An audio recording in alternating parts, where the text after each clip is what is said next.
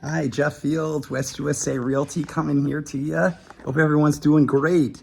Hey, I just wanted to send out a video.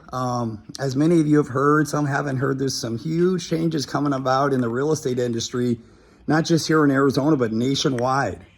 And they're changes stemming from a lawsuit. And the lawsuit was related to commissions.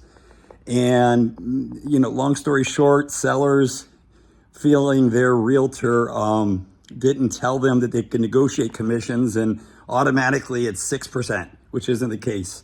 So as many of you know, oftentimes you'll see a listing, and the listing broker representing the seller is usually 3% commission, and then they offer to the buyer's agent that brings in the buyer 3% or 2.5% or whatever it might be. So from now on, two things will take place. Commissions are no longer allowed to be in the MLS.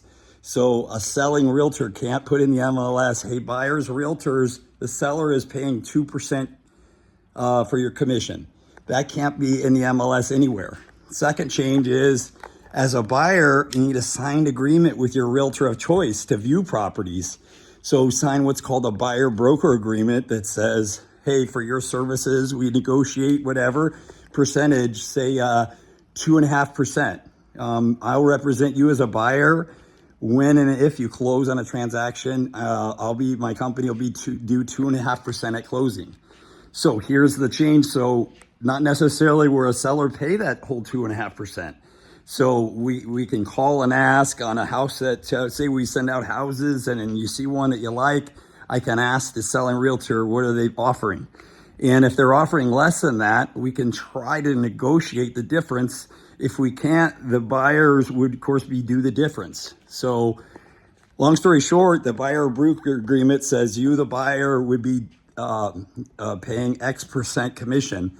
And hopefully we can get most or all of that from the seller through the listing broker up front or negotiating in our offer. So anyway, those are the big changes. It's related to commissions posted in the MLS and having that signed agreement, which is a little bit different. A lot of times we would just go out, look at houses.